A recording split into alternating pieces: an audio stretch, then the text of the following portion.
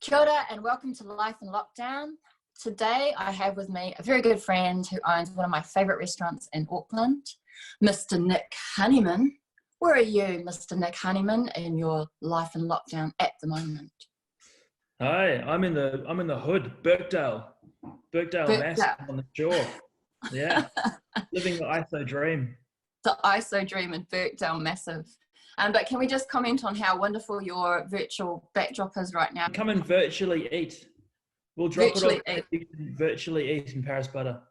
Oh, well, actually, that's not a bad idea because now early next week, we drop down into alert level 3, and with your restaurant, which is wonderful, and a lot of restaurants will be doing this as well. You are able to have pickups now. Is that right?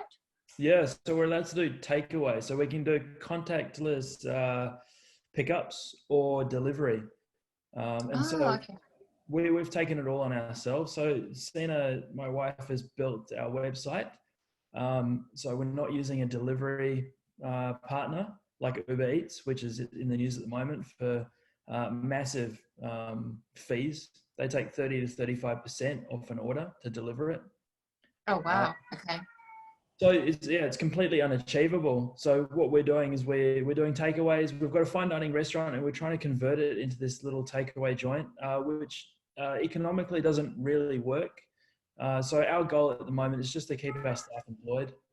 Yeah, that's a goal of many people right now. It's a difficult time for businesses, and as you know, a lot of businesses. You have to excuse my cat. Is that your cat? Just chiming in now. Well, my partner's cat. He's just calling out. Yeah, a lot of businesses, that one of the focuses is actually keeping people employed still, and that's all. And that's yeah. Oh, good on you. So I just might.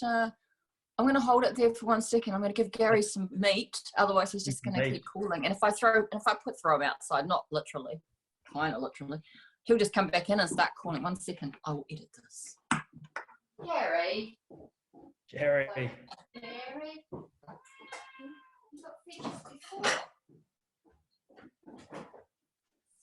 Shush. Yeah, sorry. Does Scorsese have to deal with this? I don't think so. Anyhow, how can people find how to order your food then? So it's pretty simple. All of our social media, Paris Butter on Instagram and Facebook, we have the menus up. And then you click onto the website and you go to a page, which you'll be directed to automatically. And then it has day by day the menus. You click on that and then you choose whether you want to pick it up or deliver it or us to deliver it. And that's it. Easy. Perfect. And so back to your isolation. Yes. And you're in the Birkdale Massive. Yeah. Who are you in there with? Who's in your bubble? Who's in your bubble? We've got a small bubble, and it's Sina, my wife, and Nika, a little 1-year-old baby. And who was one of the most beautiful babies you've ever seen. We lucked out with her. So cool. She's gorgeous. Honestly, it's been the best month of my life, without a doubt. It's such a unique opportunity where everything stops and you get a time to reflect on your life. And I thought I had a good balance, but I learned in the last few weeks that my balance isn't anywhere near where I want it to be. And, we've got this cool opportunity to restart. We've got this restart button going to hit us. And now we can kind of structure our lives to what's important and what's not. And yeah. In the last couple of weeks, I've realized that things that I thought were important are not that important. And, family time and spending time at home and reconnecting with your friends, they're all things that you lose pretty quickly in the rat race. Yeah. It's nerve-wracking to think what New Zealand's coming into and what businesses are going to be like. And I'm at a place where I'm comfortable with the fact that I know it may not work. And I figured that I had to come to that conclusion. Like you have to get comfortable with the idea that things are changing dramatically, and You have to come to And it. you know, we have a fine dining restaurant that was already in a difficult market. There's a lot of restaurants in New Zealand, a lot of good restaurants, restaurants in Auckland, and how people are going to dine. You know, we're going to adapt as quickly as we can. Yeah. And It's good that you have the ability to do that, though, that you've come to that conclusion that you're able to do that. There's some people that aren't able to adjust as easily, I think, you know. yeah, it's true. I think that at least I have the freedom to change the business any day that I want to, which is, it's good.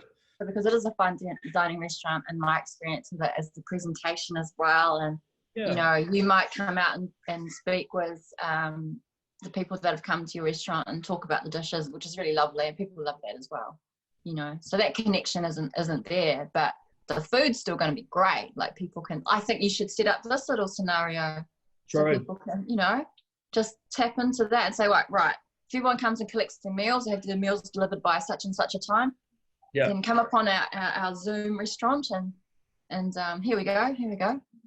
You know, that was really profound. You hit the nail on the head. I've never really worked out exactly what it was that was missing, but it's the interaction. And I love that part of it too. It's great. Like, don't get me wrong, when we cook the food for takeaways, we're going to love cooking it, but we're going to miss that interaction with the guest after they've eaten it. And that's part of our story. It's the human element. Yeah, it's that interaction, which is really lovely.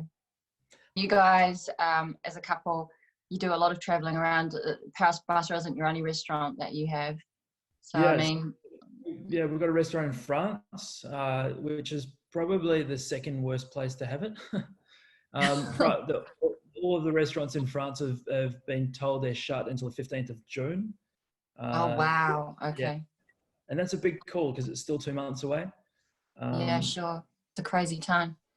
Yeah, it's crazy. I think we've taken for granted how small the world has become, and all of the borders shut. It's very real that how far away New Zealand is from everything. It's super scary. I mean, you're a seasoned traveler. You've done it with your work as a chef. You've done it personally as well. I mean, where is one of the most exotic places that you've been, or what are the exotic places that you loved? Oh, oof. I mean, I've got a soft spot for Ubud in Bali. When I first went there, it's an hour away. It's in the mountains, and you get there and there's no beach, and you're like, oh, what's this all about? But that's kind of like the opposite of what people might think Bali is about. Yeah. But then there's this like eclectic food culture, and there's a lot of yogis who are up there, and everyone's quite. They've got this cool buzz about them, and it's a really cool place to be. And then Mauritius, we were in Mauritius a few months ago. Did a little cooking stint over there, and that was incredible. Oh, you did a cooking stint? Yeah, so we went and did Paris pop-up for a week. This is another one of those sort of business trips, like a drive to Hamilton, was it? Like a pop-up at Mauritius. It's pretty cool. Like, in the last decade, I think that chefs around the world have realized that what we do is pretty hard. And so now we've started doing these collaborative things where you come on and you spend a week in your mate's restaurant. And so that was it. I have a mate over there, Dwayne, who's the exec chef of this resort. And we went and spent 2 weeks with him, and we did a couple of cooking events together and just really enjoyed what we do. And it was a lot of fun. I think collaborating what you do with somebody else is awesome. Cooking is like another part of being creative. If you know, and so what you're doing is creating something wonderful and beautiful for people to eat that they might not be able to create themselves. Yeah. You know, so yeah, I appreciate it. That's what I really love about Paris Butter as well. We come up with some great things, like very simplistic things sometimes. Like when the last time we were at Paris Butter, it was a Runga design. It was our Christmas party, I think, and we had dinner. Yeah, and you brought out this wonderful thing, it was in the shape of New Zealand, Aotearoa, and it was. What was it? It was an onion. Kiwi onion dip. It was a kiwi onion dip. It's beautiful. And it's just so striking and fun and a wonderful thing. But yeah, you know, I'm not saying that, but you know, you've got fantastic menu and everything, but having a collaborative thing with another chef, I mean, that would help you think outside of what maybe you wouldn't normally think, you think? Or? Oh, absolutely. You must know that when you get stuck in your own business, it's sometimes very isolating. And especially when you're in a creative industry, you can lose all of your creative power if you don't have anybody to bounce ideas off. And often when you're running a business, that's the first thing that goes is your creativity, because you've got so many other stresses. So I think last year I did 8 collaborations with other chefs from all around New Zealand and all around the world. And you just have all these fresh ideas and this new perspective, and it's so much fun. I asked you if you could share something simplistic that perhaps people could try at home, and you said the perfect omelet. The perfect omelet. Well, I'm really curious. I haven't had a chance to have a look at it. I don't know. I make quite a good omelet. I want to know what your omelet is like. I don't think it's the one thing that you'll never perfect. The first job interview I ever had, there was this Japanese chef, and he gave me 2 eggs, a pair of chopsticks, and a pan. And he said, "Make me an omelet," and that was my job trial. And because the omelet, it makes you look, listen, use heat control. It's the most perfect thing. You can either get it right, or get it very wrong. As we are all in lockdown and we need to find some entertainment, what have you been watching? We've been watching a bit of Netflix, but one was called Caliphite, if I believe. Caliphite. And it's heavy, but it's so gripping and so well done. And it's about young people being radicalized in Sweden. Okay. Yeah, really, really good though, gripping. Oh, well, how did you come across that? I'm not sure actually. I think it was one of those weird recommendations. Netflix obviously knows I like the weird stuff. Often when you look at suggestions, you feel a little bit embarrassed. You're like, oh, I hope nobody else sees this. What else have you been watching then? You've got something else to watch. Someone else has actually mentioned in something as well. What's going on with the Murders of Valhalla? Murders of Valhalla. It was same, amazing. Just one of these. I like to watch things where I never know what's going to happen next, and the storyline is so cool and quite twisted, and that's exactly that. Give it an episode to get into it, and then go for it. Oh, great! Amazing. And then the last one was something a little bit more lighthearted, and that was Unorthodox. Yes, I've seen the shorts for that. That looks great and interesting. Yeah, really, really cool. And it's just, I find it fascinating, like learning about these worlds that I'm kind of naive to and don't know anything about. It's really cool. Have you seen something that I watched the other night, which I thought was amazing, which you might like? You maybe already watched Uncut Gems. Oh, yeah, Adam Sandler. Yeah, he's amazing. He's so good in it. He's so utterly convincing. So many people have told me about it because I stopped watching it after 10 minutes. I couldn't deal with it. And then is that because you couldn't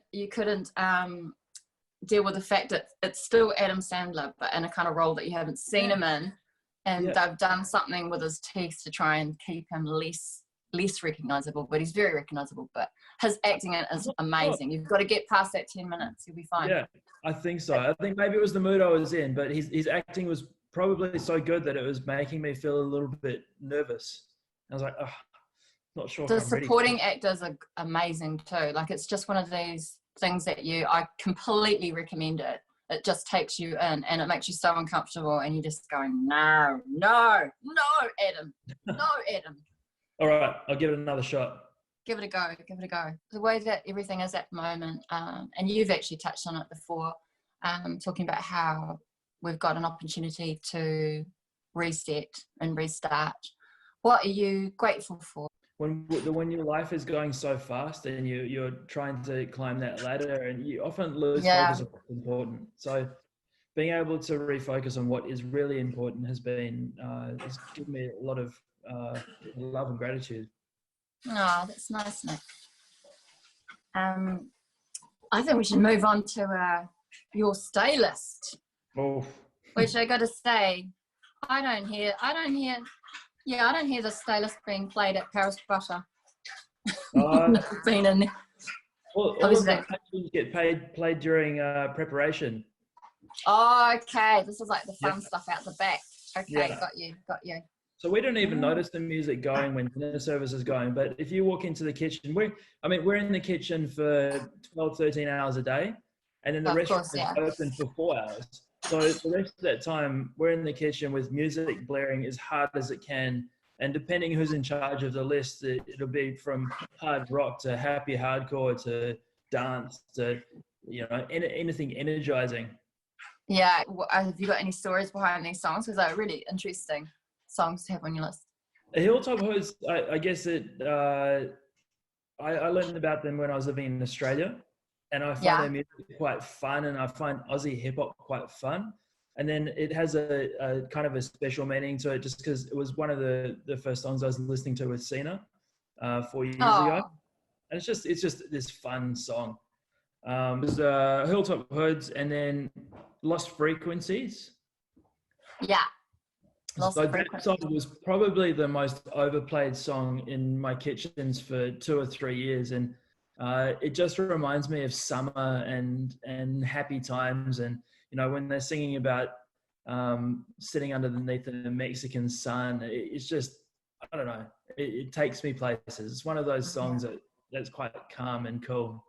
I've got to admit that before you judge all of my music, I was told I never listen to the lyrics. Yeah, this is your disclaimer for your disclaimer. Okay. My disclaimer. I never listen to the lyrics.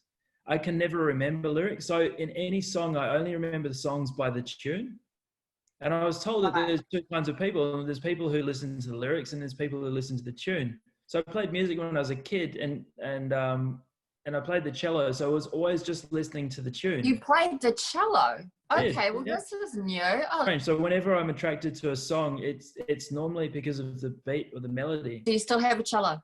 No. I stopped playing it when I was 14 because it wasn't cool. And it was a hell of a thing to carry around with you. Yeah. I think I was like, kids are going to beat me up if I walk around this. And I'm so gutted. I'm so gutted that I had given it up. I've always been tempted to get one on Trade Me and see if I can still do it. Oh yeah. Oh, you got to have a open mic night cello evening or something at Paris Butter. Yeah. We'll set up a little stage. That'd be really good for business. Oh no. You've got here, when I asked if there was any decade that you would like to be in, and you said that you missed the Love Parade. I missed it. You missed it in your youth, but the 60s seemed like the decade for you, perhaps. And you've got here some great songs, which I can imagine you could almost play this on. I can picture you playing this on cello. Is House of the Rising Sun. I probably, I've got to confess that I only know most of these songs from the 60s because they've been mixed into house music. Oh my goodness, this is house music, comes right on back. Otis Redding too. Yeah. And Van Morrison, Brown Eyed Girl House Mix. What's that one? No, that wasn't house mix. That was one of the first songs I remember growing up, is that my mum used to play that song and scream the words out. And yeah, just a really cool song. That's a cool song. And okay, what is your go-to karaoke song? Oh, well, I don't do karaoke. You gotta sing it. You gotta sing it. Yeah. Oh. Dun dun dun. Dun, dun, Jeremiah was a bullfrog. He wouldn't have. See, I know my limits in life, and singing is one of them. The very last question I have about your song list or your stay list is, if you were Romeo under Juliet's balcony with your ghetto blaster, as you would be, which song would you hit play on? It's very romantic. Very romantic, but it would have to be "Kiss Me." Can you sing it for us? I cannot. Can you? Thank you so much for doing this with me. And I'm really looking forward to when you guys get your menus up and going and people can grab their food from you again. Yeah, us too. Thank you so much for having me. Thank you. See you later. Bye. Bye.